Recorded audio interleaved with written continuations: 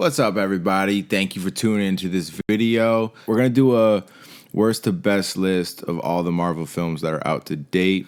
This list is kind of interesting. The way we came up with this is we both come together and do some math and do some communication and talking about Calculus and trigonometry. Yeah, trigonometry. Like aerospace engineering in order to calculate the exact lists when we talk about ergonomic way that this list will work in space. Yeah, economics and macro, micro, the whole thing. Pretty much the list is a combined list between us two, and we both think this is the list. It's definitely the list. I mean, like, the list. I'm like, I'll speak for myself. I'm top 10 best critics of films of all time. Hard body. So, we coming with the heat. We know what we're talking about. I'm top like 97. You're top 100. Yeah, 97. That's how we came up with the perfect final list of the worst to best movies in the MCU. And it's basically based on quality of film and how it fits into the MCU as a whole. We're taking all factors into consideration. Is the acting good, the character development, plot line, all of that stuff, right? Facts. World building. Shout out to George Lucas. World building. Listen, if you haven't already, go drop a comment and make sure you drop a like right now. There's a big like button. It's got a little thumbs up. You put that thumb up your butt, and you just put a thumb in the bum. Word. And let us know your top 3 or the worst 3. Yeah, top 3 and worst 3. We want to hear it. So, without further ado, let's get into this list. So we have at number 24, which arguably shouldn't even be on this list. It shouldn't be. Is Incredible Hulk, right? The Incredible Hulk. It was the third movie in the franchise. It's just the movie's really lackluster. Like, it's awful. It's a hard movie to watch. It doesn't feel like MCU because it doesn't have the fun, entertaining jokes and flair. But I think the biggest issue is that Edward Norton just doesn't feel like Hulk. Once Mark Ruffalo was introduced in the Avengers, it was like, this is Hulk. Not only did I not enjoy it the first time I watched it, but now it's like, it's even worse. There's like a huge love story too in there, and like I don't really think any of the other Tyler, I think, the MCU movies have like this crazy love story. No, there is though. I mean, there is in there. It's a little more subtle, I think, in the other films, but Liv Tyler isn't even mentioned in movies after that with Mark Ruffalo. Like, that's why I don't know why they try to incorporate the Incredible Hulk, but yeah, whatever. Rewatchability is awful too. It's like I would never put this movie on for like a fun moment. It's just ever. Every other movie on this list I would put on before this one. I don't even consider it to be part of the MCU. All right, well, that's number 24. So at number 23 on our list, we have Iron Man 3. Yeah, for me, we're going to keep using the word lackluster in this segment because some of these films are lackluster. Yeah, let's just overuse words. Just tons. 100%. But yeah, for Iron Man 3, was it after Avengers? After Avengers. Yeah, so you're coming off like a really big dub, and it just was fucking lackluster. They went a certain way with the story that wasn't terrible. Like, I did like the whole fact that Iron Man was vulnerable and his armor broke and he was like in a garage. Like, I liked it, but it was dragged out. If we talk about where it was coming off of, I think the biggest reason this movie falls so low on the list is because of expectation. Like, we're talking about the third movie of an Iron Man trilogy. Iron Man 2 was obviously already not great, but Iron Man 3 comes off of like the Avengers, right? We're talking about the Avengers just happened, and then Iron Man 3 is the first movie as phase 2. And it's like a big fake out for comic book lovers because Mandarin is literally Iron Man's biggest villain, and he ends up being just an actor, and then Tony made a bunch of suits. They all fell apart like it was nothing. It was all for nothing. That movie literally happened only to explore a little bit more deeper into Iron Man and who he is as a person and his anxiety after the whole Avengers situation, which does play a role in Age of Ultron, obviously, with the fact that he wants to make Ultron, et cetera, et cetera. But other than that, like, you could have put that in a part of another movie. Like, the thing that also was weird in that film is, like, I thought Pepper was going to die when I saw it because she gets infected with the Mandarin's, like, orange they injected into her, yeah. And she come back on some like bullshit superhero like cop out shit. It's like, okay, it's like, why did we do this? It was so disappointing. I remember after seeing it in the theaters, I was like, what the fuck did I just watch? Well, because you know what they did is Iron Man 3 was a lot of rah-rah. They're like, we're going to put a ton of Iron Man suits in here. It's going to be fire. It's like, I don't want to watch like Hollywood bullshit. Who wants to watch a fucking Iron Man movie with handmade like makeshift like electric hand wire shit? It's like, which I do like when he does clever shit, but I think they just dragged it out. The whole movie. That's what I'm saying. He's not Iron Man for that whole movie. It's literally just not Iron Man. And then it's not like at the end he has his moment where like, I'm Iron Man. He's like, I'm not Iron Man. Yeah, I know, You're like, right? wait, what? Right. And then not only that, but like the whole movie is built on the premise of like this rocket getting launched into his house that he literally gave away his address to terrorists. This is supposed to be one of the smartest people in the entire MCU. Yes, he has a huge ego. Yes, he's super cocky, sure, and you're trying to like allude to that he thinks he's untouchable. But no, dude, you're not gonna like give away your address to a terrorist group and stand in your house like nothing's wrong, like with your love of your life. Like, dude, why did you take all those suits that came at the end of the film and guard your house? Right? Absolutely. All right, the next one on this list could be a controversial one, but Ant-Man and the Wasp at number 22. Ant-Man and the Wasp is another one that was super disappointing. We're talking about Phase 3 after Infinity War. And this fell victim to the same thing Iron Man 3 did after Avengers. Like, there's big shoes to fill. Yeah. Not only that, but it's like it falls a lot of the same victim as Iron Man 3 in the sense of they caused a bunch of problems in the movie that all got resolved in the movie.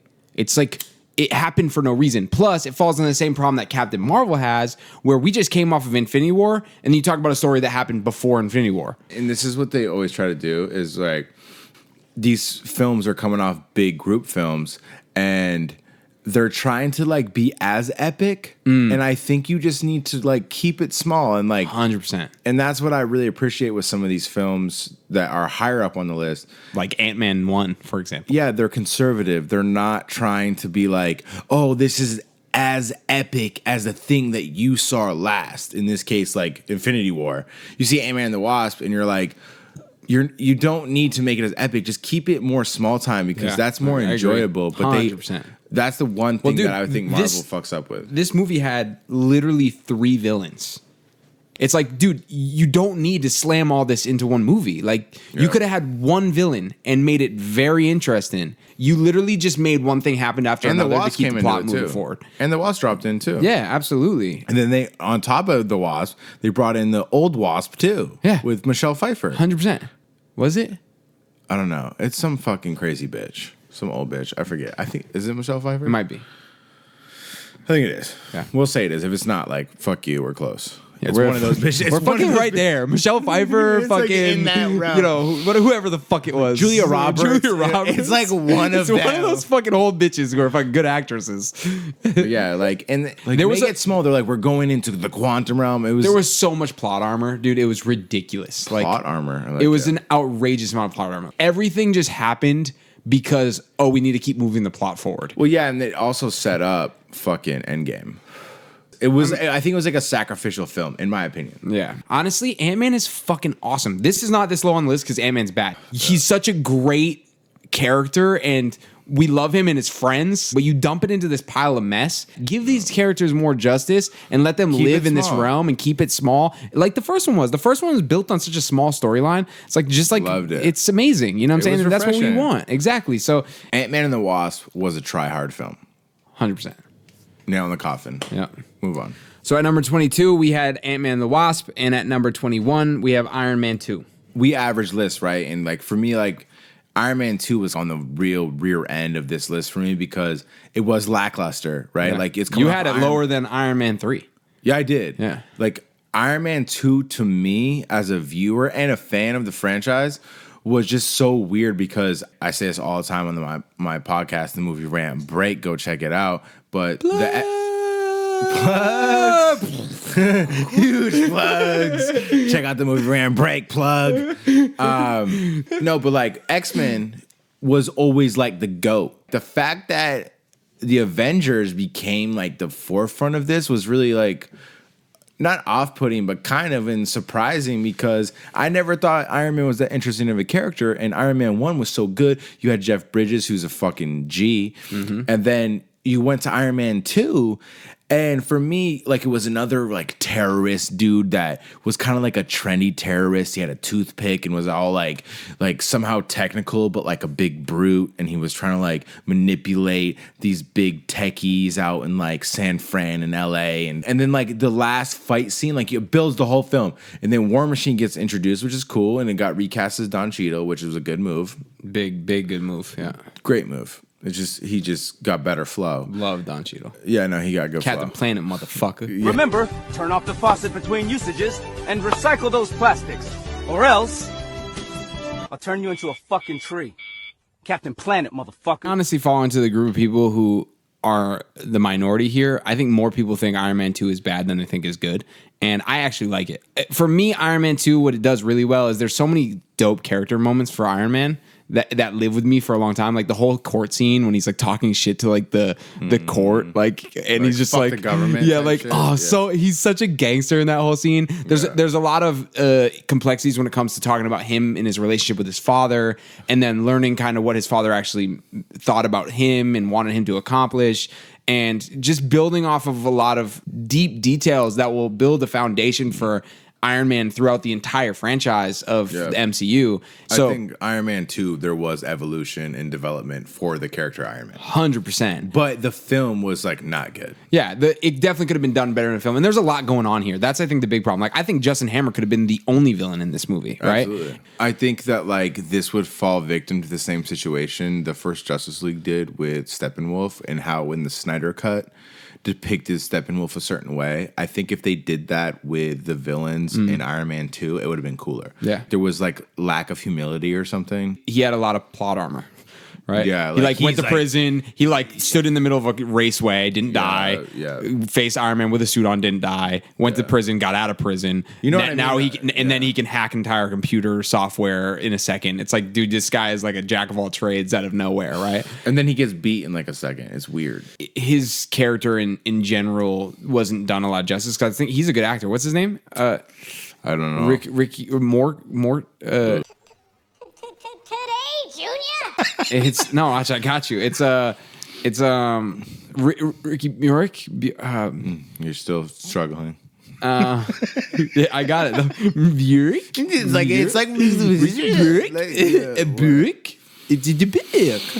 It is Mickey Rourke. Yeah, I was That's Mickey close. Rourke. Oh, shout out to Mickey Rourke. Yeah, Mickey Rourke. He fucking killed that shit. I was close. Ricky Murik. That's a sick name. Yes, sir. So Iron Man 2 landed right there at 21. And the next on our list is actually Captain Marvel, coming in at number 20. Now, Captain Marvel was a lot lower on my list, honestly.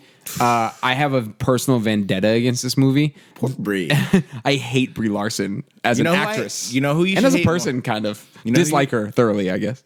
Do you hate Jude Law more? On some real shit, this need to make the cut. Jude Law needs to step his game up with representing Dumbledore, because that's fucking like Jesus to Potter fans. You know what I mean? Yeah, and in Captain Marvel, he's just bland. He's super bland. The and whole like, fucking movie's bland. There is nothing about this movie that is good. You know what I like about this one is I do like the brainwashing type dynamic in it. Right, but that's all undercut by her having amnesia.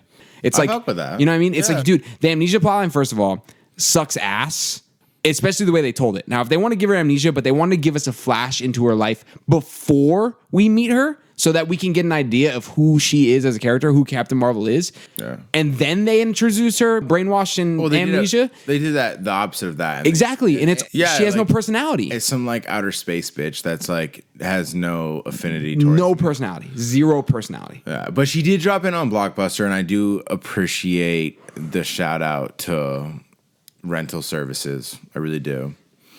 And I will say, you know, all said and done, the way that she gets her powers is super cheap and a cop out. Yeah, it wasn't a great storyline. I mean, her powers are justified coming from the Tesseract, fine. In my opinion, Captain Marvel goes in the same category as Ant-Man and the Wasp. It fucking plugged people into like this little tie-in that helped perpetuate Endgame. Yeah, it was a rushed attempt at slamming a fucking feminist figure in our face just for the You're sexist. Just for the fuck of it.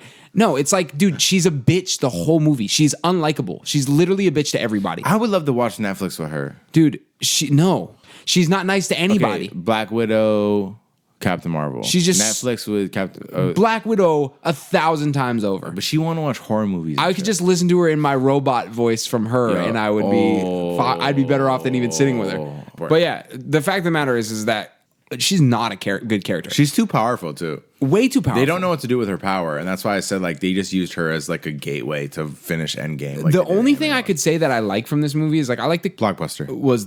No, I mean I like the Skrulls. I thought the whole storyline with the Skrulls and how we thought he was going to be a bad guy and then he ended up being good. I kind of know that Marvel Comics enough where I know the Kree are bad and that the Skrulls aren't bad or as bad. So I kind of knew that her being a part of the Kree army and stuff was like not good. And plus, we see her with Ronan's little minion, the dude who's like in Guardians of the Galaxy 1. So we kind of know they're bad guys. You know what I mean? Yeah. And so it wasn't really that much of a twist for me. For some people, maybe it was more. But I just thought the Skrulls are a cool introduction to the MCU because then it kind of gives a lot of options when it comes to who could be a Skrull, right? Moving forward, which is interesting. And I think for me, like, I thought Captain Marvel was at points lame, but there was points that I appreciated the film. It was like a easy watch. Yeah, was it convoluted or lame? Yeah, a little bit, but it was better than some other shit, I guess. Yeah. And at number 19, we have Thor: The Dark World. I feel like everything after this is actually good movies. I don't think the other ones are bad. I think Captain Marvel's bad. I mean, like, Thor: Dark World, it was cool. There was tie-ins and there was evolution of characters, especially with Loki, and you see that these dynamics, and they introduce other characters. It was cool, and the villain was actually kind of cool as well. Malekith. I liked his sinister swag. It was dope. He was very like righteous in a dark way. And rewatchability is pretty poor on this one. It's hard to put on. If you're like looking at Marvel movies to like throw on, it's just Hey, not you want to throw on list. Thor Ragnarok, not Thor Dark World. 100%. Like, why would you? You know. So, but 100%. I think it was a solid film, and it wasn't a throwaway in the same way that Ant-Man and the Wasp and Captain Marvel were. It was like it played its purpose. It was kind of like in its own pocket, and this introduced an Infinity Stone. Yep, and it was its did. own swag. And like you talk about prehistoric villain, like it should be with Thor. Thor's like thousands of years old, right?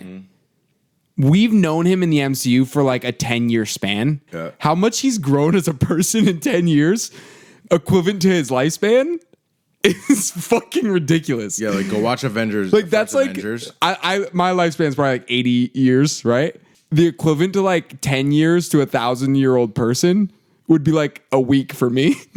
I'd grow from Thor in Thor 1 to Thor in Thor Ragnarok in a week. Like this dude's 1,000 years old. Like why was he just like a fucking baby 10 years ago and now he's like a man? Why do you think that is? I don't know. I think it's just because relative, right? It's hard to have a relative growth of a character that's 1,000 years old because no human's 1,000 years old. So when you put it in movie form, you have to have him grow over the series. But how much he grew is like intense for how old he is, you know? Would you fuck Thor's Padme, not Anakin's Padme? Like her Yes. Would you rather have Anakin's Padme? No. You don't like the red circles on the cheek?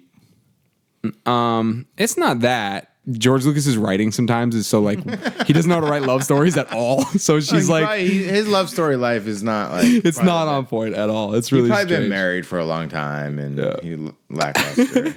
But the Thor: The Dark World really was in a weird time period for the MCU. It was right off the back of Avengers. We had Iron Man 3, which was garbage, Thor: The Dark World, and then we had Captain America: Winter Soldier, and that's where it kind of started pulling back its strength. So it's kind of after these big Avengers epics, they go through like a hard time to rebuttal because compensate. They're trying to overcompensate. Yeah, too much. they're like, we're gonna give like this little bit of fucking crumb trail to lead into like a bigger film. And if anybody has any beef or gripe with it, go check tape. And we already explained that in that shitty movie. Like, we spent 2 hours on it, but there was like 3 minutes of actual material that is used to like set up the next film. What I think is really cool about Thor: The Dark World, Chris Hemsworth was like, I don't even want to really play Thor anymore.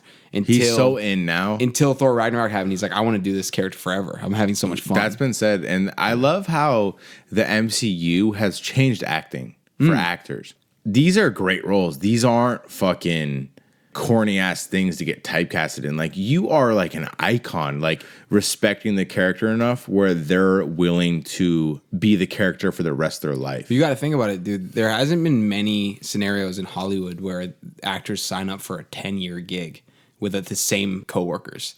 It's really changed the way Hollywood has kind of functioned, and that's why I think they've created such great chemistry. Because usually you get one or two movies, 3 movies at most, a trilogy with a crew and cast, and then you move on to your next work.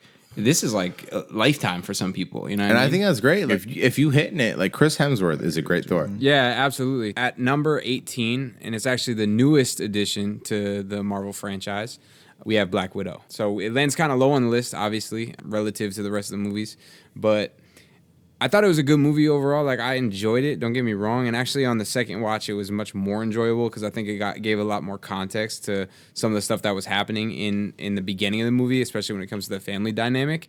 Yeah, I think one of the things that you mentioned was it was super late to the game. And it should have came. I think we talked about how it should have been a trilogy, and they should have. What spot did you put it in as far as the sequential order of the MCU films? You had like the places for each 3 films. Which would have been. I feel like it would have been way better if they gave a Black Widow origin story after the first Avengers. And then I think it would have been better if they did a Black Widow movie after Civil War that was really explaining a lot of what happened in this movie. And then I think she should have had another movie that happened after Endgame that was a flashback. So kind of around the same time this one released. But it was a flashback towards what she was doing between Infinity War and Endgame because she became the leader of the Avengers. And I'm sure she had some crazy story or mission that she did during that time period. And that would have gave her a full arc because it's like too little too late, right? Like this character is such a beloved and needed character in the MCU. And for you to just like shaft her with one movie is just kind of doing her dirty, I think. It would have been cool to see more movies. I mean, I don't think anybody was asking for it, but then like if it's presented to us, we're going to consume it and be like, word. Yeah, no, for sure. I think the way they presented it was just over the top as well. In this case, like you're giving us one movie and it seemed very like extra. You know, completely extra. Yeah, it was like fucking nonstop action. Like you never had a fucking chance to just sit there and like enjoy character moments. There was like maybe 1 or 2 character moments that were really enjoyable for Red Guardian, and then for her sister Yelena. Like there was a couple points there where you're like, oh, this is dope, but then it just jumped into more action and really unexplained action, like for no reason. You know, I agree 100%. And you know, talking about some good points about the film, like I thought the characters were memorable. I thought her sister was dope. I thought Red Guardian was dope.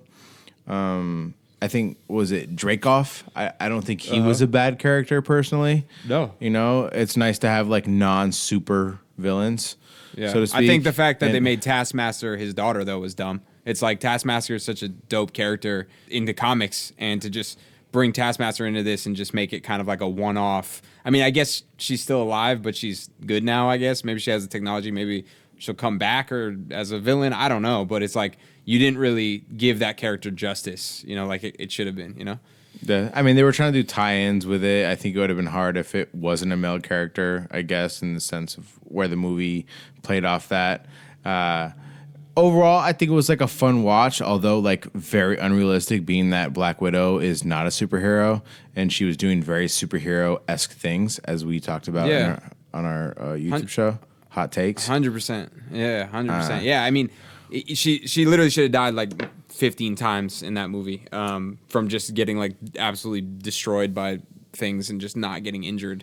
And like the other thing is like I felt like my initial take after watching the movie more than anything was like I just felt like I just watched a Mission Impossible movie and it just didn't feel MCU. There wasn't enough, like I don't know if it was because of how they filmed it or if it was just like the feeling it gave, but it just felt like a action movie, which is fine. But being that the context around it is also what it was when it comes to, you know, being late in the game and whatnot. I just felt like they did Black Widow dirty as fuck. Especially, we'll give you a movie after you die. But like other than that, like you know, we won't give you any movies. We'll just give you one after you die. It's like, come on, yo. Yeah. I mean, I think it did give some background of characters that we knew, some new characters, and it led into future projects. I don't think they needed to try so hard on this film. It felt like they were really trying to be like Black Widow, and it was like you just didn't need to. It was like, I think, you know, like a more discreet, it should have been a more discreet film, being in a spy movie, you know, and you talk about Mission Impossible. I mean, I think makes sense that it falls in that lane because it is supposed to be a spy movie. I mean, Black Widow is a spy, so I don't think that's like totally off base, but you don't want it to not feel Marvel. But it felt less like a spy movie and more like a Captain America movie because she's not being a spy. She's just being a superhero. You know what I'm saying? It's like, why? I don't know. That shit just bothers me. But yeah, I mean, it obviously falls lower on the list. I wish it felt higher because, like, you know, it's a new movie and it was a long wait. We had like 2 years of a wait time for this first Marvel movie to come out. Obviously, it was supposed to come out earlier. But it's funny too because we talk about, you know, doing her dirty. It's like there's a email that got surfaced about not doing a female lead Marvel character because female lead characters don't do as well in the box office, and that was from like a Disney, someone high up in Disney, an exec in Disney. And so like it's funny because they did Captain Marvel off the back of the success of Wonder Woman, which kind of broke through that barrier and proved them all wrong. So it's just funny that they're like trying to rebuttal with this like super like women driven movie, which is like fine, but it just, like I said, too little, too late. Should have done it way before. And it was it was definitely a little try-hardy. It was like, look how awesome Black Widow is, and it was like she's awesome for other reasons outside of her pretending to be super. That was like her whole shtick, was not being super and then like fitting into superhero templates or like associating and being part of the Avengers, not being super. Like that's super cool. You know what I mean? So the fact that she can handle it, absolutely. Yeah, so they definitely like dropped the ball on that. All right, cool. So next on our list is probably going to be a controversial one, but at number 17 we have Black Panther. Yep. So first of all, I want to shout out to Chadwick Boseman. R.I.P. R.I.P. He's a fantastic actor. I think he was the perfect actor for this role. I have no gripes, no discussions about how good of a Black Panther he is. I think Civil War, he came out and shined. He kind of made the movie on some level as a cameo. You were like, he shined almost as bright as Spider-Man did. And we're talking about Spider-Man, one of the most iconic. That's what I'm saying. Like some of these characters, you have no affinity towards. Like Ant-Man, no one really gave a fuck about Black Panther at the end of the day. Like until Chadwick Boseman came in with his dick on the table. Yeah, like unless you're a comic book nerd, right? And same with the Guardians of the Galaxy. Like no one gave a fuck, but then you saw it and you're like, oh my god, these characters are great. Yeah. And like Chadwick Boseman did something so great for. I mean, you could argue with like humanity. Like he just represented this icon and this symbol, and that's dope. I fuck with it. Like it was definitely a good film. It was definitely Dick Road, like way too much. You're talking about the Black Panther. For me, when I look at Black Panther as a movie, there's so much bullshit that moves this plot along that makes me furious. For example, right? The whole story is built on King T'Chaka killing his brother, leaving him dead in his apartment in Oakland, and then going back to Wakanda and acting like it never happened, right? When in actuality, what happened is his brother was a traitor to the crown and also tried to kill another Wakandan, and Black Panther killed him in response to that to save the other Wakandan. This dude broke the law. He could have just literally went back to Wakanda and been like, yo, my brother like fucked up and he like betrayed us and he tried killing so-and-so. As simple as that. So that, first of all, creates this whole plot line. Second of all, he could have just taken his kid. He knew he had a kid. If he's going to kill his dad, take the nephew with you back to Wakanda and raise him. He's a little kid. Do it. He's going to forget about it in days. It won't be a kidnapping. You'll take care of the kid, right? It's like do that. Don't just leave him. But then when we flash forward, Michael B. Jordan's character comes in, Killmonger, and is like, I want rights to the throne. I have rights. I have blood. He could have been like, no, dude, your dad was a traitor and tried killing Forrest Whitaker's character, and that's why he died, and that's why my dad left him behind. Like, you don't have any rights to the throne, dude. Your dad was a traitor. Like, sorry to break it to you. Like, you're not fighting me. But instead, he's just like, yes.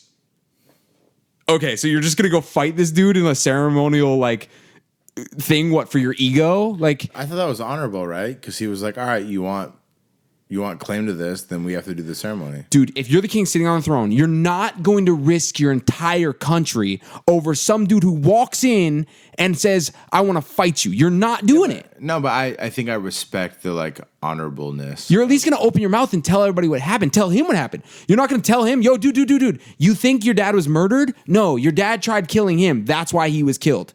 Sorry to break it to you, dude. Your whole life has been built on your dad was murdered. He wasn't. No, but I think he was a traitor. Well, that was like the big claim. Like this film was so dick road on so many levels. Like let's talk about world building. And like everybody likes to be like Wakanda forever, but like on some real shit, like the world building of that was weak. You see it in Infinity War where there's like this. I think it was better in Infinity War. And it's like you talk about railroad systems and maybe like a science lab and like it's just like it's not as good as everybody likes to say it is. And I think that's the premise of Black Panther. It's like, is it a good film? Yeah, I like it. Mm-hmm. Do I love it? Fuck no, it's not that good. Like you guys need to chill the fuck out. Was there a good villain? Yeah, sure. Was there good motivation? Sure. Mm-hmm. Was there plot holes? Of course. Like don't even act like this is like an exception because it's not. No. Just because it's like this empowerment film, which is great, but it was, and that's what I want to say. Like honestly, dude, like I love the fact that there was a black superhero from Africa that like in Africa was given huge cred. The majority of the cast, the vast majority is black people, and I think the acting and fucking execution from characters was fucking dope. I think the whole fucking execution of Wakanda was like as people. The Wakandans, the people was were great. Fire. Like I think it was, and I think it did cause a cultural revolution in the sense of like a black person proud of their heritage to be able to see an icon in the light that they were put in, and to give it justice the way they did. I think it was fantastic. But that doesn't change that the movie sucked. Yeah, and the thing that like the biggest thing for me with this film is like people gravitate towards like this Wakandan idea, like this city, and like act like it's like this real place. I think there's some cool stuff they did with Wakanda. Don't get me wrong. I think it should just been done better. Yeah. Like a lot. I mean, let's move on. I mean, like go to number 16. Cool. All right. So where we're at now is number 16. We have Thor 1, the original. Yeah, great villain. Loki. Loki was great. It took me a long time to warm up to him. Yeah. Which is funny because I really love villains and I almost didn't accept him, I think, because it didn't feel real at first, I think. Yeah, it was kind of like played out. I was like, oh, this dude, he's Loki. He's being clever and whatever. And so much development, though. Goodness. It was one of the first 5 films, I think, in the MCU. And I originally thought it was trash, and I rewatched it like a year or so ago and was like, oh, this is actually like a good film. I enjoyed it. Can I ask you a question? When you rewatched it, did you tilt your TV on its side so that you could see it straight? You brought out the Dutch angles of the film, and it's funny. It's ridiculous. It's funny as fuck. But no, I think it was really cool to introduce like the outer realm element with Thor coming from Iron Man and some of the other worldly shit. Yeah, I think the world building of Asgard wasn't great in this movie. It definitely could have been better. I thought it was, but it was like they were still trying to get their stride, and I think they did a good job with it. That's why it was where it's at, and I want to give like a salute to the film. And I think it was solid. Like, I think some of the best thing about this movie is Thor on Earth not knowing how to be earthly at all. And I think it's just it's a good starting point for Thor, right? Like we talked about his growth just earlier and how much he's grown from Thor 1 to now. You wouldn't get that growth without this movie. Definitely an alley-oop, and I think it's cool. There's no shade I want to throw at it. Like, they did their thing with it, and, Anthony Hopkins is in it, which is fucking great as Odin. He's awesome as Odin. Anthony Hopkins is dope. I fuck with it. Yeah, it's a good movie. But not as good as our number 15 on our list, which is Spider-Man Far From Home. Yeah, so I'm a big Spider-Man fan. Like I said, I grew up watching, like, X-Men, Spider-Man, and Gargoyles on cartoons, right?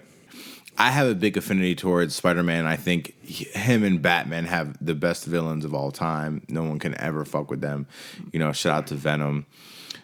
Spider-Man Far From Home, for me, it almost falls in the same category as like the Ant-Man and the Wasp type shit, where it's like it was after Endgame and they tried to like keep it epic, but then like have a twist to it, which I like. Shout out to Jake Gyllenhaal. Like his character as Mysterio was really great. Mm-hmm. I thought Mysterio was done well. Mysterio was really on point as a villain, and I liked the incorporation of the drones in modern day technology because Mysterio was always on one. How do you feel about Stark just giving all this power to Spidey? Like, there's so many other people he could have gave it to and trusted with it.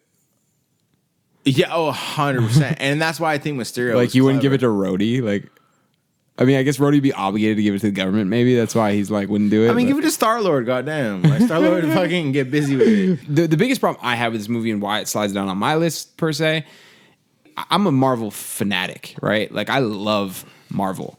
So the entire movie, I'm sitting there watching and being like, Nick Fury is not acting like Nick Fury at all.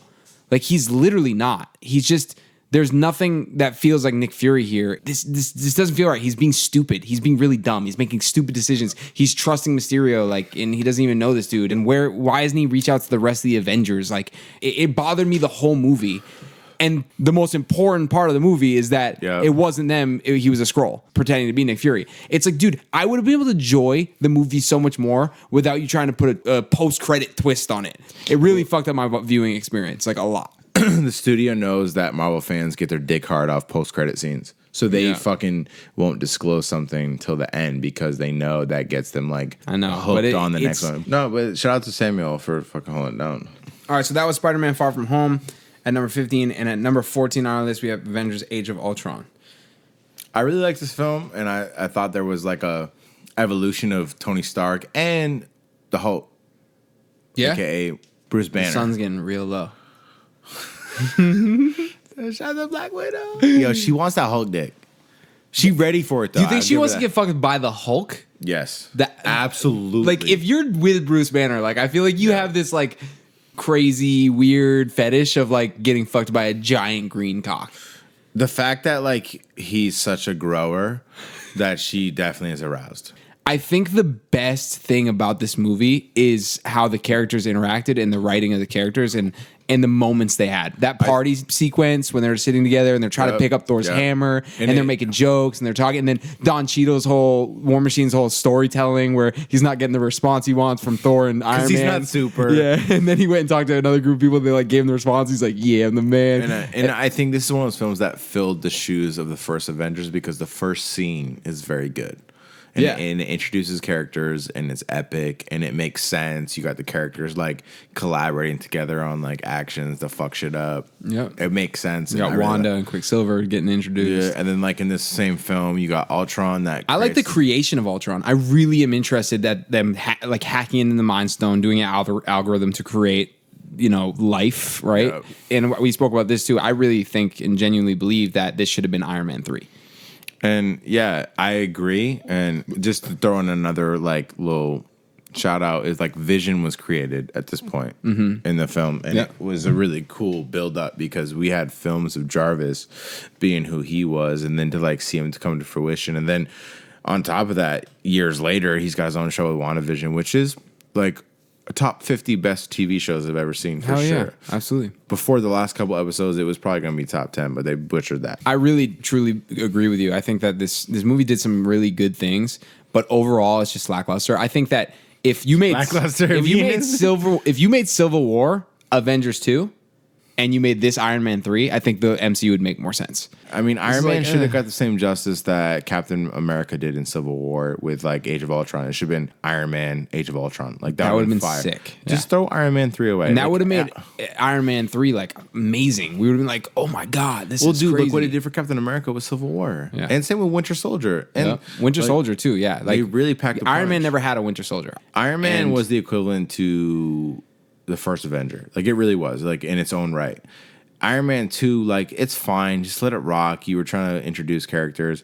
But, like, you definitely should have came with the Age of Ultron shit for the third one. Yeah. And then the Mandarin. It's an Iron Man movie. He made artificial intelligence to try to save the world from space creatures because of his nightmares. It's literally an Iron Man movie. Get us in the writer room. Because, like, they need us. If somebody brought me the script of Iron Man 3, I would be like, throw this out, please. This is awful. Like, make this film more impactful and make it Age of Ultron. But whatever. 100%. But yeah, so Ultron was a great villain, though. I really did like him. I did like Ultron. I think the character was played well, and I thought the Vision in beating him was really awesome because it was like what he wanted to become ended up beating him in the end. But, we landed at 14. It's kind of right middle of the road right here. Number 13 on our list, we have Ant-Man, the original. Which is like a really cool film because, like, for me, I think maybe we saw Age of Ultron together, and I remember there was a cardboard cutout when we were leaving the theater. Like, I almost remember us both pointing as we walked by, like, trash. Yeah. Like, that was kind of my connotation. Yeah, the MCU is going downhill. It's going downhill. They're desperate. They're super desperate. Yeah. And then you watch Ant-Man, and you got Paul Rudd, who's a comedian. Hilarious and awesome. And he did a lot of justice to the character, and I think no one had really expected the...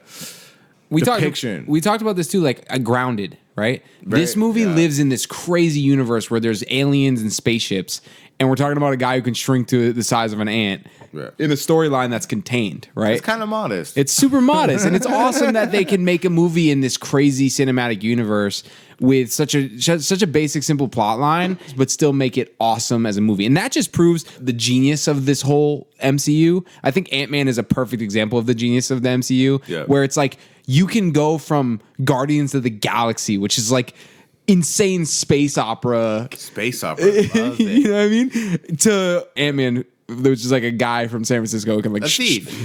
A thief who can shrink. Absolutely. And I think like we talk about like with some of these throwaway films where they like use these films to have like a 3-minute gap or bridge, where like Ant-Man actually like had some humility to it. And I think humility goes a long way with some of these films, and they don't have that with Captain Marvel, Ant-Man and the Wasp.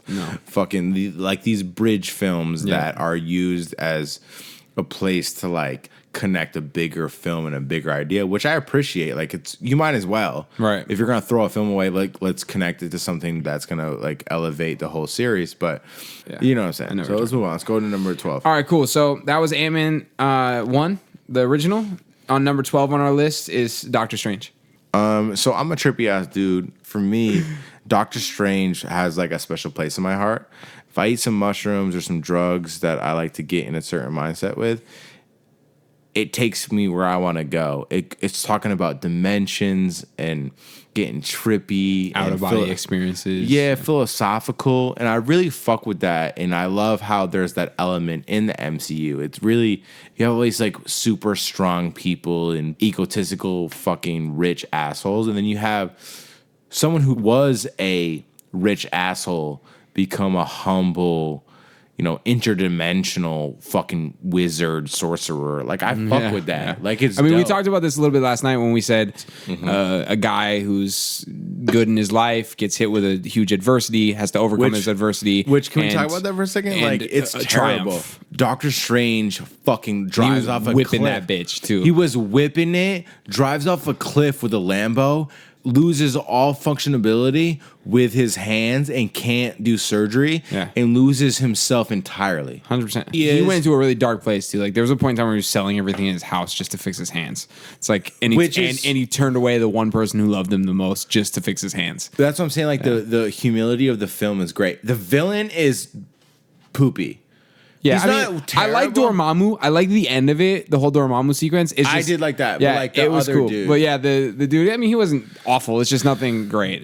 But it's also an origin film. Yeah, it's an origin film, and I thought it did cool things. I thought there was a lot of cool things it implemented. I mean, implementing sorcery into the MCU is not an easy task, and making it make sense. Right, it's not an easy task, and they did it. And it was like, no questions asked. Yeah, it works. Right. And that's why it lands higher than other origin films. It's a movie that makes the MCU make so much more sense later on. Let's think about what Infinity War would be without Doctor Strange. That movie wouldn't even work. Yeah. Right. Like this is what Doctor Strange is so like.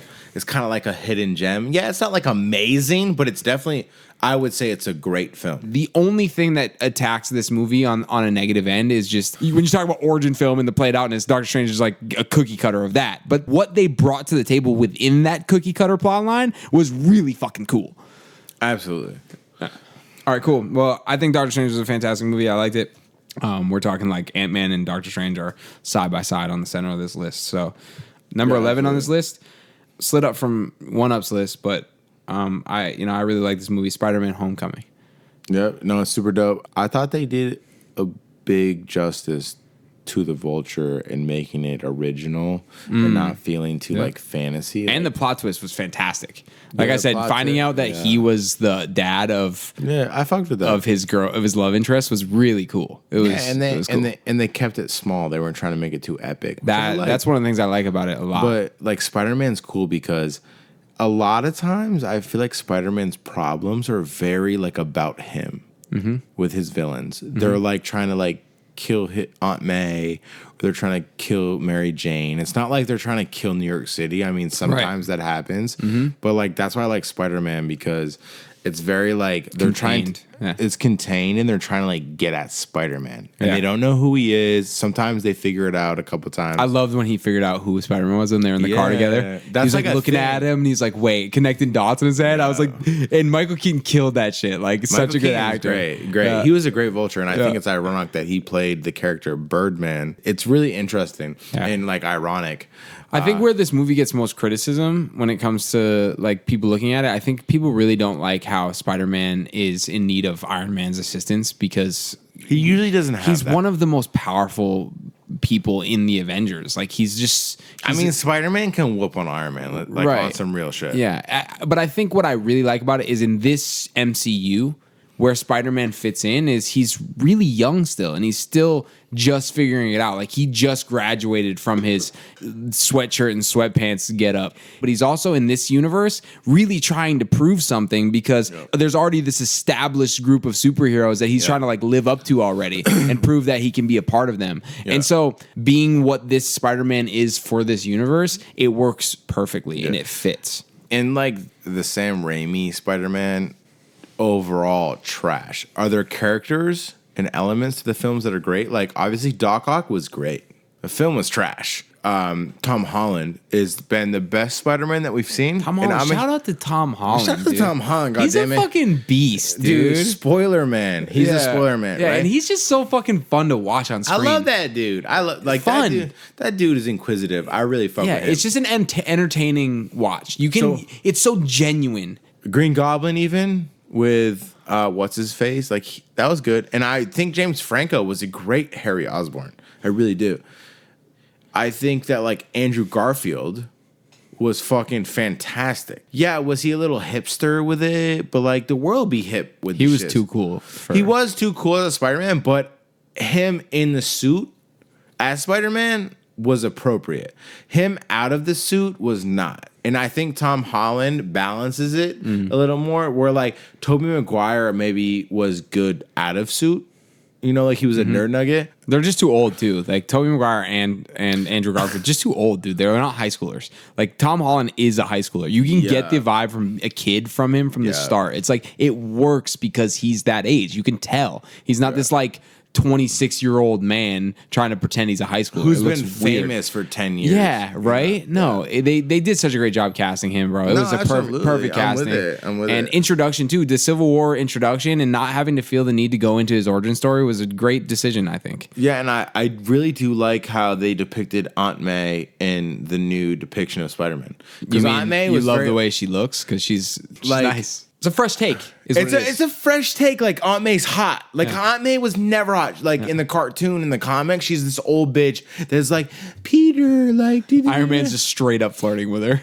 like Iron Man's trying to fuck his aunt. Like I fuck with that. Like let's do something different. So Yeah, it's shout a out fresh to- take on Spider-Man, and I think this movie they played it safe. Yeah. And that's probably the downside to it. They could have done a little bit more. They could have introduced a bigger villain, you know, or Vulture could have done more damage. They could have made it higher stakes. But Yeah. I think the fact that they did it the way they did it is good. I think that if you do too much with Spider-Man and you fail, the fans are going to come at you like an angry mob with pitchforks and torches. You know what I'm saying? So Yeah, be safe, You for have sure. to be safe in order to be able to make sure that the fans accept the new Spider-Man in the universe. It's almost like Batman throwing Ben Affleck in the Batman role the way they did with Superman. It Oh my was God, just Batman it was versus like Superman just, ugh. pitchforks and torches. You know what I'm saying? Like you had an uproar. You know what I mean? Because they didn't play it safe. They went all out with it without like giving. this is giving a it. foundation. Everybody love it, and you're like No, exactly. And so for Yeah. this with Spider-Man, I think they did it the right way. If they did justice to the character, they gave you a solid time to accept that he was the new Spider-Man. They Yeah. built him up in a way they did, and they didn't try to fucking shove an origin story down your throat again. It's And- it was just done well. And that was the big thing is they didn't like overdo the origin story. And I guess for me, where I'm like a little more reserved where like Spider-Man's placing is, because I am a huge fan, as you know. With Spider-Man, I'm just like, y'all got so much material to work with. Like, please don't be too safe the But whole see, time. here's the thing. I think that Spider-Man, the modern Spider-Man, Tom Holland Spider-Man, is going to go on for 10, 15 movies. No, that's great, but and so I think we're going to get it all. No, that I hope so, but I'm saying like, don't be safe the whole time. Yeah. Shout out to Spidey. So that was number 11, Spider-Man Homecoming on our list. Now, number 10 on our list is Captain America, the First Avenger.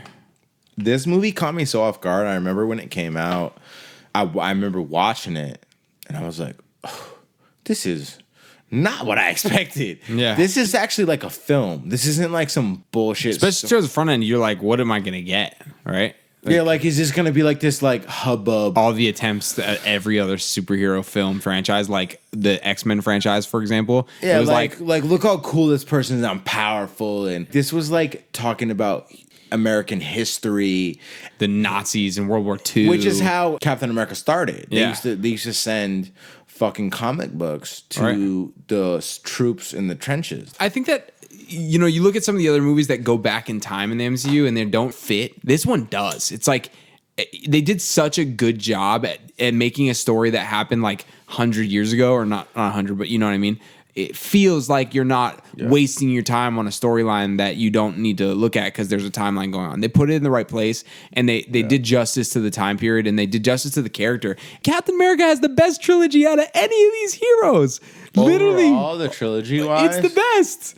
I said that, like, it's great justice to, like, this is an American universe, right? Yeah, 100%. So, like, I was pleasantly surprised that they gave him so much justice. And Chris Evans is perfect for the role. He really killed it. And, like, the Human Torch shit. Like, yeah.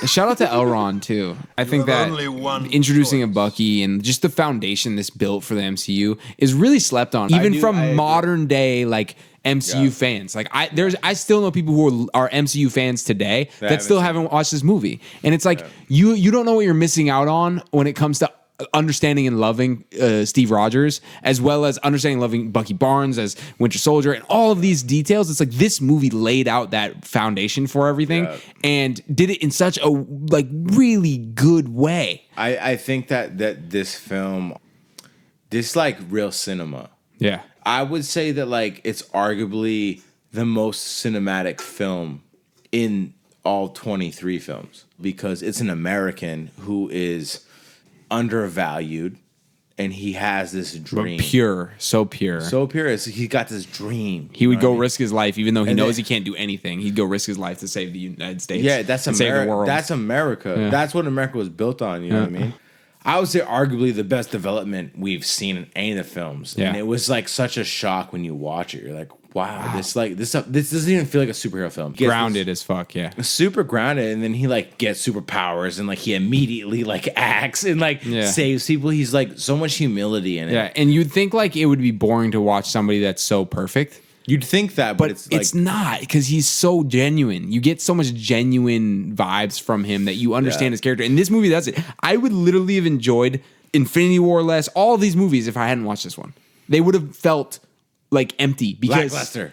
What you built on, you know, Steve Rogers as a character, Bucky Barnes as a character, you know, Peggy with Endgame and how that whole thing planned out.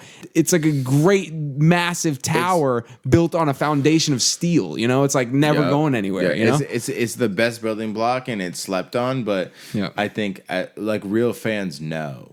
It set the precedent for the whole series, in my opinion. Yeah. And I mean, what's crazy is this is the lowest Captain America film on the list, because actually next on the list is at number 9, Captain America: Winter Soldier. Mm-hmm. So it's like, when we're talking about Captain America, we're talking about like some of the best movies, top 10 in this franchise, right? In the MCU. And Winter Soldier is one of the coolest movies in the whole MCU when it comes to action, right? Yeah, it's like, I agree. Holy fuck, the action is so grounded and like well choreographed. Like we had an actual legitimate jujitsu master in this movie. Like George St. Pierre is one of the villains in this movie, like actually doing some crazy ass fucking kicks. That's what I'm saying. Like they do justice to Captain America. Like, hell yeah, best fighter in the world in his movie. My man literally jumps out of a helicopter in the first scene and just goes into water from like fucking 400 feet up and just climbs up the side of a boat and just destroys everyone before everybody else even lands. My man just takes over a boat by himself. It, like, Captain America, they made a character that could have been so corny, cheesy, awful, into like this gangster, dope character that is so pure at heart.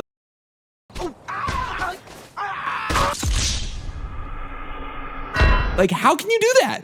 How is it even possible? And it's done here. Then you talk about bringing Bucky Barnes back into the fucking mix as Winter Soldier, as one of the most gangster villains out of anybody in the MCU. We're talking about a grounded thing happening within the United States over like intelligence agencies. You know what I mean? Yeah. Like we're talking about some really grounded plot line. We're a spy movie at the end of the day, right? And, you know what I mean? But it feels like it fits so naturally, and it changed the MCU in so many ways. Yeah, and this is like, I think Winter Soldier is kind of like a double-edged sword because it innovated the superhero genre, and so then like Ant-Man the Wasp, Captain Marvel, they tried to implement that type of flair, Right. and it's bad. Like it's Bucky Barnes Because it's not grounded. That's why. But I'm saying like it doesn't feel.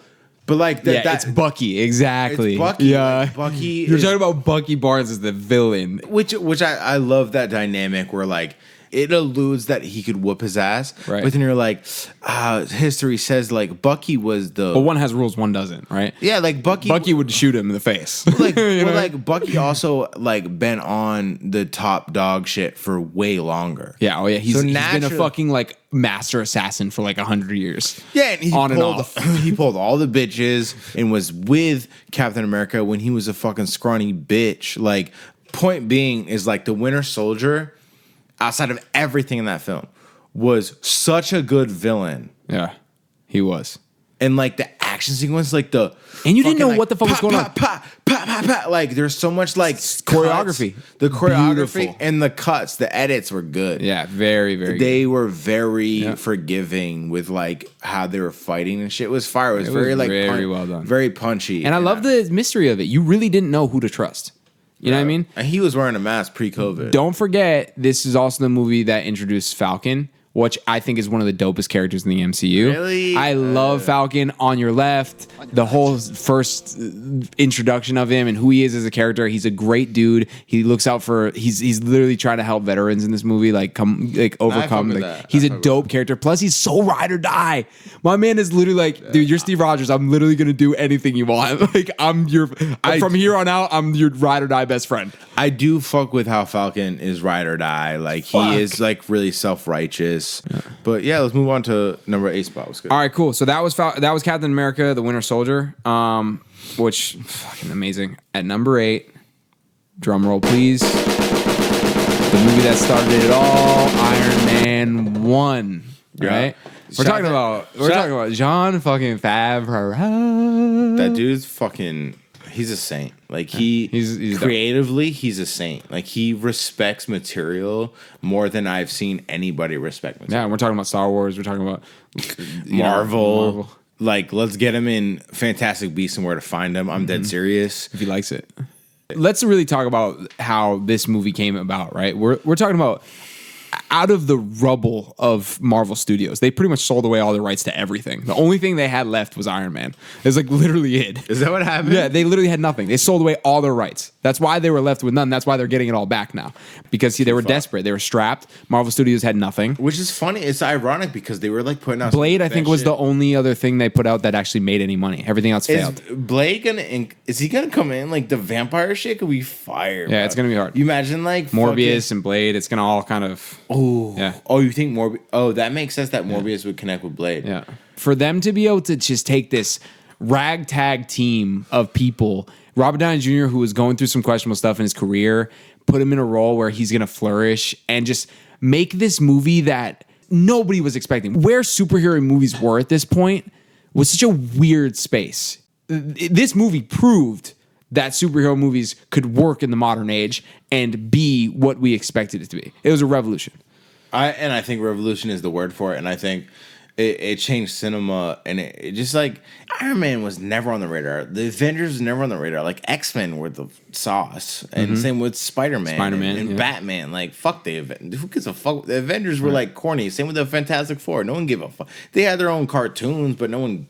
I mean, you watched them, but Not real movies, right? Yeah, Live like, action. it was like filler bullshit, and so like you see Iron Man come out, Robert Downey Jr. and Jeff Bridges, and like some like gritty, like a realistic plot terrorist, and like big corporation, like sinister. I don't give a fuck about society. I want this money shit. Like it was so clean and real, and it like was such a good jump off. I honestly like Iron Man 1 is the most grounded superhero film. It was the most. You don't need to make a movie about the end of the world. And that's where fucking DC can't fucking get their head straight. Every single movie they make outside of the Joker with Joaquin Phoenix is about the fucking end of the world. And it's like, dude, you don't need to build a series off the end of the world. You build to the end of the world. I mean, you look at end of the world events, it's like Avengers were made for those. Far From Home? No. Thor? No. Black Panther? No. We're talking about end of the world events is mostly for the Avengers films. And so, but those are all built to. Those are all built to off of foundations like Iron Man. I think Iron Man paved the way on how to do it right, is what I'm saying. Yeah, like they went the most conservative and they were like, this is possible and then we can branch out. And it could have backfired. People could have said, no, we want something huge and big. And epic, and you didn't give that to us, so this isn't enough, right? Well, and it could have flopped. The thing that was so like beautiful about it is like I didn't give a fuck about Iron Man. Nobody gave a fuck about Iron Man. Then you see it and you're like, wow, yeah, this is fucking cool. It's really good. It's really good. And it like brought everybody in. That's what I'm saying. Like it brought me in. It was the first movie I ever watched in the MCU, and I was like, this is fantastic, dude. Jon Favreau. It made me watch every single other one. Iron Man was a really fucking cool film, and like I can't take anything away from that. Like Iron Man was great. Yeah, absolutely. So that was number 8 on our list. Number 7 is The Avengers. Also, changed my life. Martin Scorsese is salty right now, but like these films are changing the game. Like it changed everything. Like The Avengers 1 changed everything. Because there had never been a film that had such big blockbuster actors all together working cohesively. That had their own solo movies in the same universe. It was really well put together, and it was like the fact that it took this long to do it, like, is weird. I'm glad we're a part of it, to be honest. Oh yeah, we lived through this moment, which is we helped perpetuate beautiful. it. Hell yeah, absolutely. And so like The Avengers 1, when I left that movie theater, it was no questions, no doubt in my mind, no ifs, ands, or buts. It was the best movie I've ever seen in my life. It was. It was definitely top 10 when I saw it. I was like, there's no doubt. I was like, this is the best movie I've ever seen in my life. I'm invested. I'm in love. I fucking can't get enough. Give me more. I want to go tomorrow. The fact that they could bring these characters together, make it work in the way they did, introduce a brand new Hulk to the world, and have it be so easy because Mark Ruffalo was the perfect casting. It was good. And introducing Black Widow into this movie, having her be the one to bring Hulk in, then, you know, just building the foundation, having Loki be the villain. Like, who would have thought you could recycle a villain like this from another movie and have it land the way it did? It was all because it was building to a greater purpose. The plan was there. We talked about plans earlier when we talked about Star Wars and the sequel trilogy. Plan was there. Thanos was the guy from the beginning of this, right? And they knew that. So introducing Loki as the villain in this one and having Thanos' army as his backup, this is well planned, and it felt that way. It felt like this was meant to be absolutely stunning across the board. It introduced Hawkeye, and then he got possessed, and you had clench up Legolas. And you also had Nick Fury in there. And so shout out to Avengers. It was a really fucking solid film. Fantastic movie. And if anybody ever has an issue with this movie being as high as it is, I think fuck you. You could argue this movie being higher. It changed the world. It really did. Next on the list at number 6, we have Avengers Endgame. For me, as a Marvel fan and as a movie fan, there was like this crazy evolution with all the characters because there was like a 4-year rift, so to speak. Here's the other thing, and I know you'll agree with me. This movie had 15 years damn near to fuck everything up. It could have destroyed everything. It had such high stakes to meet. And if it did one thing wrong, you could have really fucked it up, and it didn't. And that in and of itself is just fucking outrageously impressive. Despite all the like negative shit I say about the film, you know, like with the time, like, because time shit, I feel like it's cheap. You know, you do the, you know, we're gonna go back in time and change shit, and everybody's still alive. Everybody that died is back. You know, whatever. But I mean, like, the film did a lot of things that were cool. You know, like it wrapped up this arc that was like almost 2 decades long, and like there's a salute that I give to that film. And you know, we talk about these throwaway films like Ant-Man, Captain Marvel. They all tied into this film, and like the cohesiveness with Endgame was like unparalleled. We've never seen anything that was so cohesive. Dude, you watch origin films where you're like, this ruined everything, this sucks. True fans hate it and tear it apart. I'm not going, never come back. I swear, you'll never see me again. And it's one film. I'm glad comic book fans were content, and I was on some level, but there was like a level of like, we all watched Infinity War, right? Hell yeah. And that was Arguably one of the best movies of all time. yeah. And then you like see Endgame and you're like, it's not as good. Everybody that wants to say the Endgame is better, like just shut the fuck up. Yeah, it's not as good as it's Infinity not, War. It's not as good as Infinity War. Yeah. Is it great? Yeah, of course. It's a fucking great film. But is it the best? It's not. It's Right. it's just not. It's, Right. No, and I don't think it's the best, but I think what Endgame does really well is character development is there, dude. Watching Thor Absolutely. become who he became in Endgame, having the fan service of Captain America picking up the fucking the fight scene mirror at the end was- and that was great. The sequence with all of them coming out of the portals, and it's like the fact that they gave us that. We're like, for fucking 10 years, we're like, I want all these characters. They gave us the fucking fan service, but they didn't make it like it was shoved in our face like Rise of Skywalker. It's not like they shoved it in our face like fan service. It was just exactly what we wanted. And like, yeah, time travel, dude, if you're gonna do time travel, they didn't do bad at it. Nah, no, Endgame is fucking, like, to be clear, Endgame is a gem. There are better MCU films, as you said, and actually on our list, the next up at number 5 is Guardians of the Galaxy Volume 2. I mean, let's be real, the Guardians of the Galaxy films are fucking unparalleled on so many levels, and they have so much humility in them because of Star-Lord, and that's what makes, Chris Pratt such a fucking gem. Right? Like, this movie, it lived up to its expectations. Like, was it as good as the first one? No, it wasn't. But it was In some way, like, I liked aspects of it better, sure. but overall, But like, not a the better first one, movie, yeah, and right. that's been like something. At least our top 3 spots are 100% congruent. Yeah, which I'm 100%. Our top 3 were absolutely 100%. which I'm so thankful for Yeah. because, and I think most people will fuck with this. There's and if no they don't- outrageous outliers by any means. No. We're talking about the 5 spot being Guardians of the Galaxy Volume 2. Like, it built off the first film and it gave us more of what we loved. And they also tried to like re-innovate, but like give us like a little different Fresh flavor. takes, yeah. Yeah, like just Baby Groot, Yeah. for instance. Like that Oh, was yeah. like a good fresh take. Yeah. And Absolutely. like it And I added think character development too. Like there was so much development of these characters. First of all, these characters were fucking an oddball group of people, right? But that you learned to love from the first movie. Absolutely. They developed their relationship so deeply. Just the fact that they crashed the fucking jet because they get attacked because Rocket stole these batteries, and then and then the jet blows up because they're both trying to ego fucking check each other to see who was a better pilot. Like that build of character is so crucial. And then also, I think the most impressive thing from this movie by far is the growth of Yondu. Like we go from Yondu being kind of like a bland like character who was like, he pretty much just a villain, right? But to be this like lovable fucking, he's the fucking man. I'm Mary Poppins, y'all.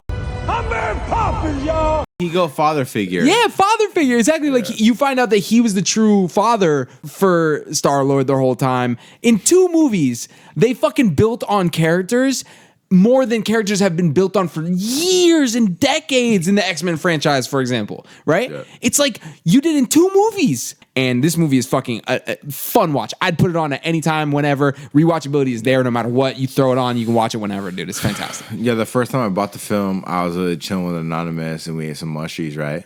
We finished it. Credits roll. Like, oh, you want to watch it again? We watched it again. Twice. Oh, I we love watched it back to back. You know how many movies you can watch back to back? Very few. And Just I the think- beginning opening scene where they're like fighting that Yo, interdimensional you creature got- and the music's playing and Groot's like dancing. it's like ELO. You're like, I need to watch this again, Yeah, dude. dude, and the soundtracks are Oh, fucking flawless. Dude, Best soundtracks in movie history, damn near. One of No, them. And I Drax don't- just jumping inside of him and like, I could cut him out from the inside. yeah, like it's like So funny. much good It's like stuff, dude. satire, but it's great. Yeah. and I like- love the introduction of the Ravengers. And honestly, I said this to you yesterday. The end when Yondu's send off happens, it makes me like tear up every time. And like he was told that he'll never have the lights flash on his funeral ever. Yeah. And like that, this movie is fantastic. My favorite joke in the whole film, the root ripeness thing With Nebula?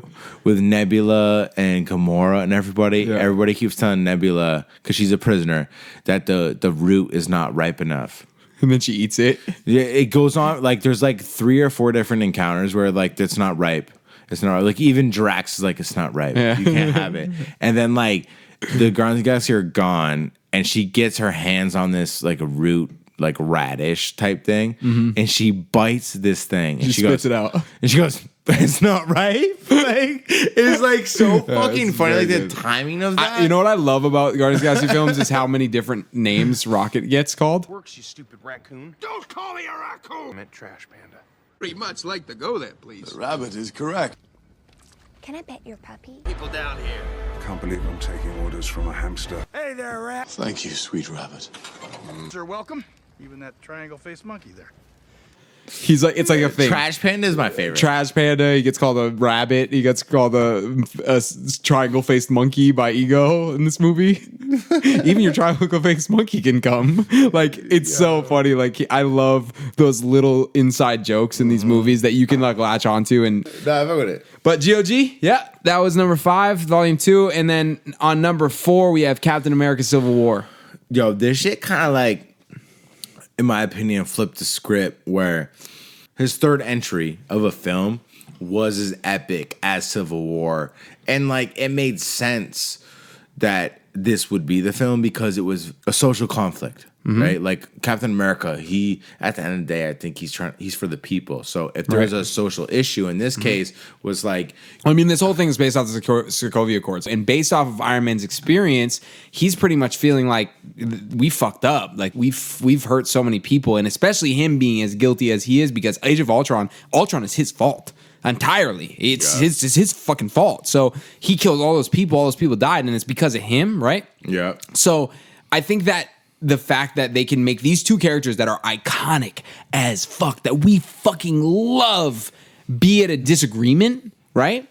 But also feel like they're on the same team as well, to the point where you're really rooting for both of them the entire movie, but for different reasons, right? And you're rooting for them to come back together, but you don't even get that at the end. Like at the end of the movie, you get stripped of this team that you've grown to fucking absolutely adore and love, because Cap is like, no, I want what's best for us as Avengers to be able to work as free agents and do what's right by the people, but also I need to protect the people I love. And Bucky Barnes is someone I love. I'm going to protect him no matter what, right? And like the way they built it up, and Zemo being a villain in this movie, it was just fucking beautiful. It was like there was this villain working in the shadows that wasn't the main fucking headline. he had no powers. And he was just working the most subtle way to push and pull this storyline while still not taking away from the basics of it, which was a conflict within that really determined the future of this franchise, right? And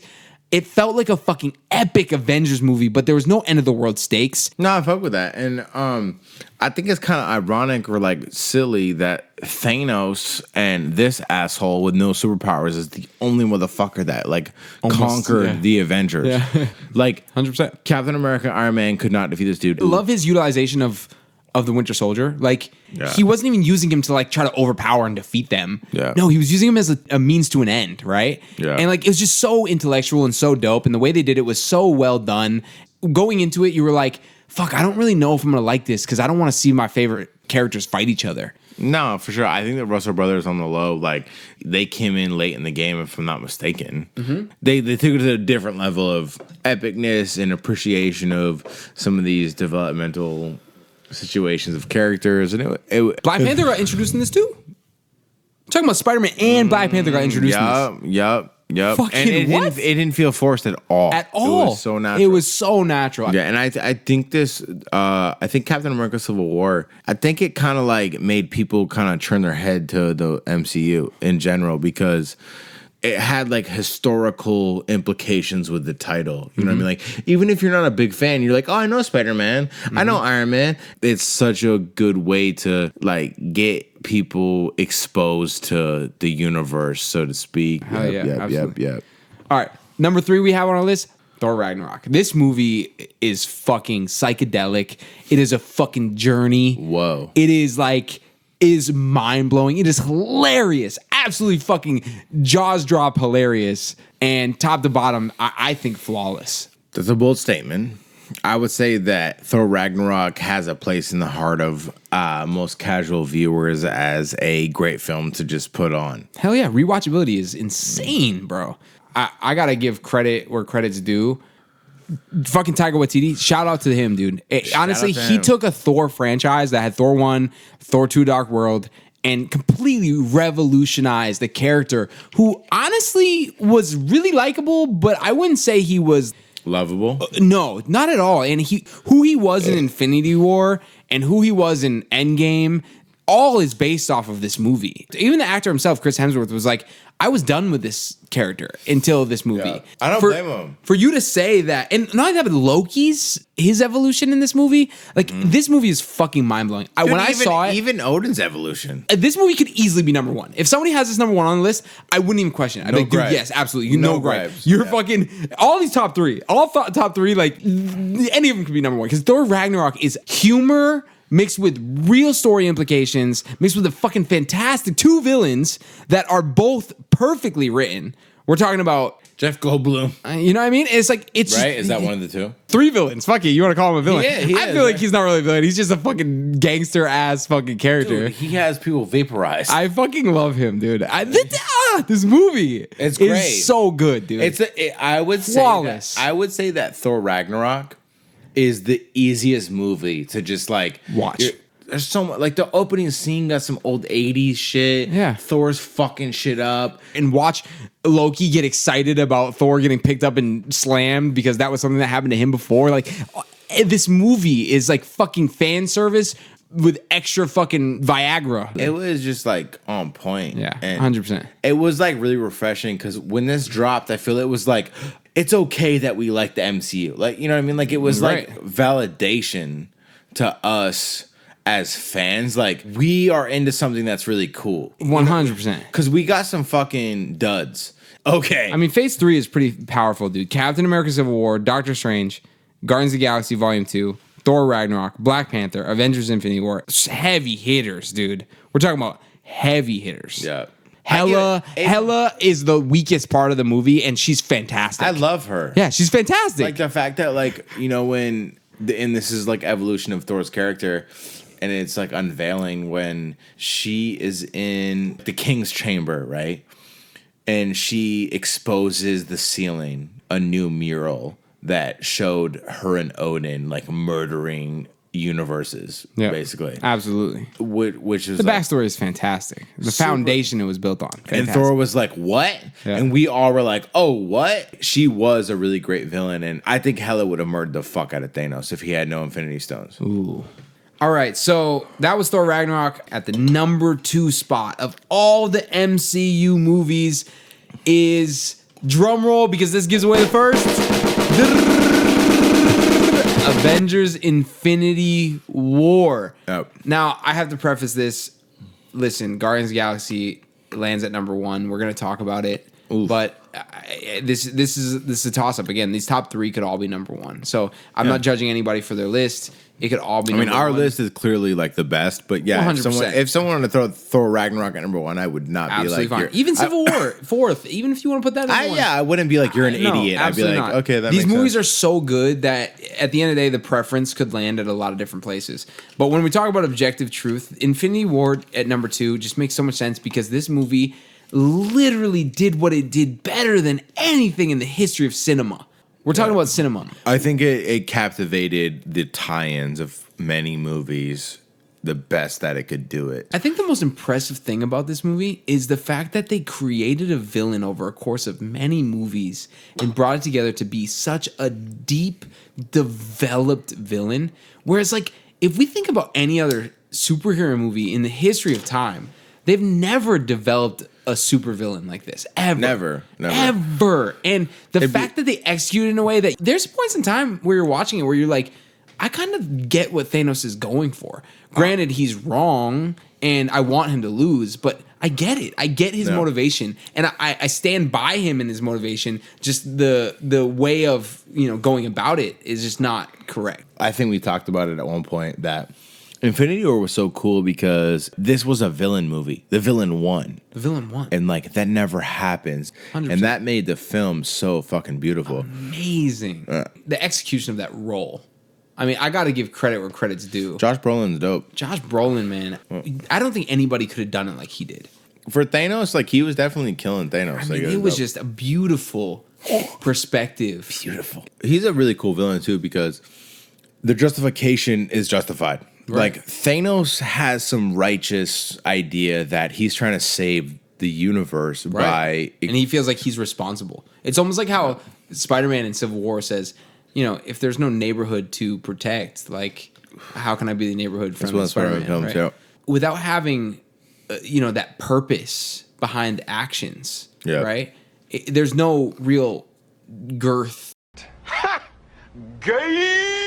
to a character, and that's what this movie emphasized in so many ways and executed too. It wasn't just emphasized. That's what I'm saying. Like they like re-innovated superhero films by making a superhero film allow a supervillain take the forefront of the film and almost was like a hero on some level, and he made certain sacrifices with like Gamora and stuff. It was such really amazing character moments for the heroes too. Like we're talking about a hero story. like sacrifice was big in Infinity War. So much sacrifice and so much loss. Look at Thor already lost his mom.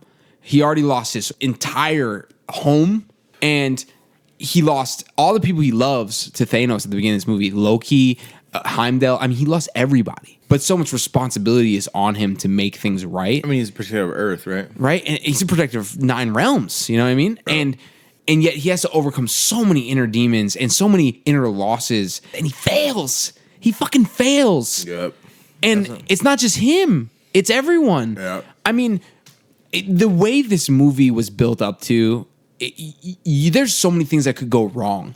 Yeah.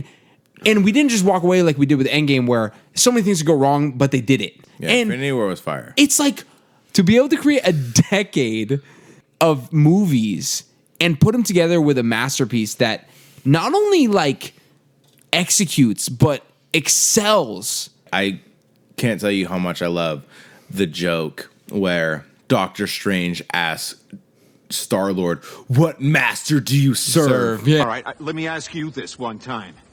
What master do you serve? What master do I serve? What am I supposed to say, Jesus? And Star-Lord's like, "What do you want me to say? Like Jesus?" Dude, fucking best line in the entire movie, And the hands down. craziest thing about this movie is like you're talking about stakes that are so fucking high. Decades of not stakes. just Yeah. stakes in the universe. I had so much invested into this. For them to be able to put humor in it and not make it feel forced and shitty is so fucking impressive. I give so much respect to the creators of this, Kevin Feige for putting it all together, and the Russo brothers to completely own the role of doing this and pay homage. They literally did their research. Like they even brought in some of the producers and directors for the Guardians of the Galaxy franchise to be able to help with the creation of these characters' dialogue to make sure it flows the James same Gunn. as Guardians of the Galaxy. Like that, the stuff like that means so much to people like us who are critics as well as just the casual viewer. It's so valuable. Even the little stuff like Thor trying to get the escape pod and trying to work it over the course of all these movies that he's been in. He's always been trying to work a spaceship he doesn't know how to use just without asking questions, just trying to figure it out. Great film. All right. Transferring to the final number 1 spot. At number 1, Guardians of the Galaxy Volume number 1. Straight Man, this fucking movie Straight flames. changed my life. I can't say how much I love the soundtrack, obviously, and I also can't say how much I love the development of the character intro with Star-Lord with his mother having cancer.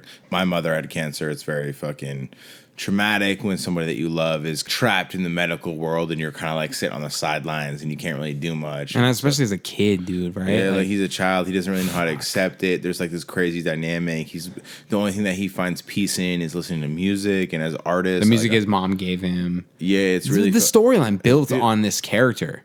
It's beautiful. Goodness. And then like So much complexity and depth. After that scene, there's fucking him bumping that music in some cave, and he gets an Infinity Stone. Technically, Hell yeah. yeah, like This is a comedy. It's a space opera comedy. Yep. This is like James Gunn, dude. Fuck yeah, dude. I would give you a hug if I met you. Just off the strength of that, you are impressive, dude. It was crazy that they try to cancel James Gunn off some tweets. Like, dude is obviously not a bad dude. Like, fuck off. Even if he is, dude, he makes some fucking fantastic movies. Yeah, Like, let him make the movie. Like, it's gonna probably change more lives than he's gonna fucking detriment. You know what I mean? So I'm glad that he's back in for Guardians of the Galaxy Volume 3, and I think they're doing a Christmas special. And I think Groot's getting his own. He even got the reins on Suicide Squad too. Yep. So good for him. DC Warner Brothers was like, hey, James Gunn, get your ass over here. We need to get you paid, boy. Yeah, shout out to him. So, dude, this movie is one of the few movies that I could put it on 1,000 times. I think I've watched it probably upwards of 25 times in my life, and I could keep watching it. There's nothing holding me back from putting this movie on. Nothing makes me say I'm bored of this moment. I mean, top to bottom, the characters that they put together in this movie, you would never expect. I remember when I saw advertisements for this movie, I was like, what the fuck is this? Yeah. There's no way they're going to make this work. Like, these are characters I've never heard of. There's a raccoon. There's a tree. I'm like, dude, what? When we talk about standalone, right? And this is one of the main reasons it landed at number one. Because Infinity War is fucking amazing. But Infinity War had a foundation. Avengers Infinity War would not be shit without the Guardians of the Galaxy. 100%. And it wouldn't be shit without the entire fucking MCU. Yeah. It's like that movie is built off of a fucking extremely strong foundation. Guardians of the Galaxy was built on nothing. There is nothing no one that knew ties who they in. were, and there was just like great characters, great writing. The only overlap is Thanos in that movie from anything else in the MCU. Yeah. In any of the other movies, there was just a cameo. Yeah, and that's also what makes this film great. Is it made the supervillain more prevalent. Like his bonus scene was crazy, and Ronan bathe the Star Wars in your blood. Yeah, it's just fucking super flames, dude. Like, yeah, see, listen, Ronan gets a lot of criticism from people because they say he's not a very diverse villain or he doesn't have a lot of character, but he's so convincing. That's what gets me. Conviction's key. His conviction is so high, and you're like, dude, this dude is a fucking badass. He's willing to take on the most powerful being in the fucking universe. He throws a fucking Infinity Stone in his axe and is like, Thanos, I'm coming for you. Like, no one else the sack on him, right? The fucking sack on this dude. Yeah. You know what I mean? Yeah, I really think Guardians of the Galaxy is a gem, and it did something for the MCU that took like maybe a gimmick and made it like more gimmicky and like beautiful, and like we keep saying it owned it. It owned it. They owned the like facetiousness of it. It was really dope, like Star-Lord, and because sometimes when you have a franchise going so long, you start making fun of yourself because it's kind of like the only route you can go. Infinity War does some of that, and so does Endgame. Yeah. And I feel like Guardians of the Galaxy embellishes a lifestyle of like humans within aliens in outer space that kind of like connect with humans. And not that, but like I talked about this before when I was talking about the Snyder Cut with you, right? When we talk about world building, what this movie did for the MCU when it comes to the outer space world and universe, it's so fucking impressive. Without this movie, you don't understand what the MCU's universe looks like. You have no idea. Mm-hmm. This movie builds that foundation, helps you understand where the universe stands when it comes to Xandar and when it comes to Thanos and when it comes to nowhere. All of these places don't exist without this movie. Shout out to James Gunn, because like world building is a director's insight. All the actor and cast and special effects artists and makeup artists, like everybody, and all these films do a great job. But Guardians of the Galaxy was just like, it was so unconventional and unexpected and so refreshing. Like honestly, like we all were just like, it was a big sigh of relief. Like, okay, so the superhero shit just isn't corny bullshit. You know what I mean? Right. Like it's like real characters. It's like real characters, and like that's what makes Infinity War great, and that's why Guardians of the Galaxy, in my opinion, and I think your opinion, why it's the best film, because it re-innovated superhero shit, and it's still doing it. And we all can't wait to see the new depiction now that James Gunn back. Yeah, and Thor's in that mix, and like, these are I think personally the most beloved characters in the whole MCU. Absolutely. Chris Evans as Captain America, beloved. Iron Man, beloved. Like, we talk about some really heavy hitters here, and I would still put the Guardians of the Galaxy at number one spot. Right? Absolutely, I agree 100%. Yeah, Guardians of the Galaxy, definitely hands down, in our opinion, is the best Marvel film to date. I think that's the consensus. Absolutely, 100%. I really fucking appreciate everybody who tapped into this fucking video. Absolutely. Like, if you're still here right now, shout out to you. And thanks for being here. And fucking make sure you drop that like we talked about earlier. Put the comment in there. Tell us your opinion. I want to know your list. Put them in order. Top 3, worst 3. Yeah, or just put your whole fucking list in there. I'm all for it. I want to see. See what we have for our fans. Absolutely. And that's One Up, What Up, and John Smith breaking down the worst to best Marvel films. Like my motherfucking co-host just said, appreciate all your motherfuckers tuning in. And make sure you let us know. Like, we want to do more of this, man. We want to give you more content. And the more support we get from you guys, the more content we'll bring to you guys. So make sure you subscribe and put the notification button on so every time we post, you guys are tapping into our videos. Always show love the best you can so that we can give you more content. Absolutely. That is Marvel's worst to best films to date. Thank you. Check y'all next fucking segment. Peace.